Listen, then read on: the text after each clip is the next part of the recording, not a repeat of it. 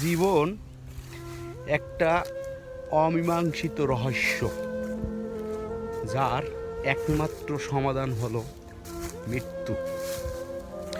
এই জীবনটা এলোমেলো জীবনটাকে গোছাতে গোছাতে একটা সময় আপনার আজরাইল বলেন আর যমরাজি বলেন এসে বলবে টাইম ইজ ওভার, চলো এবার যাই।